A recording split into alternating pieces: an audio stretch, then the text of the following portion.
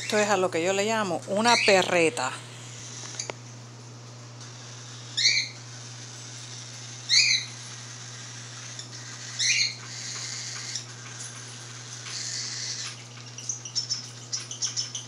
Está con perreta de hambre.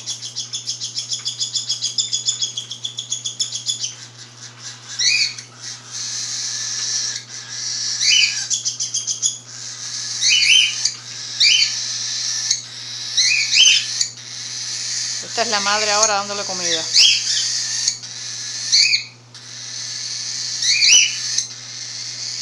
¡Qué perreta!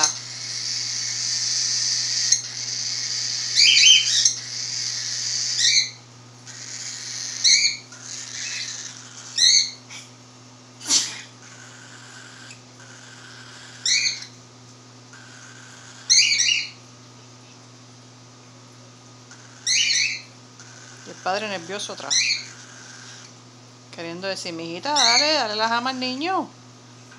Vamos, que está llorando, tiene perreta.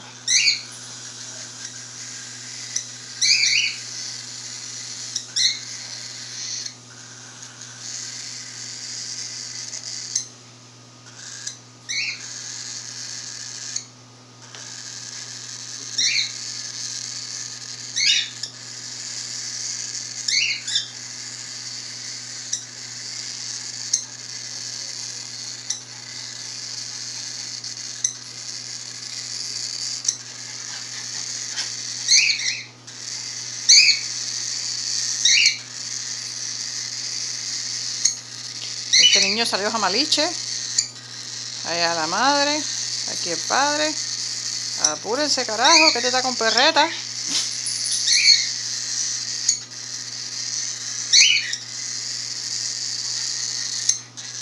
Ahora está bien a comer rápido para darle al otro jamás.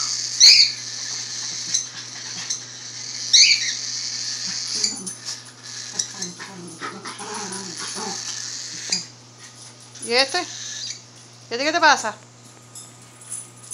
¿Y a ti qué te pasa? Bueno, se cayó por el momento.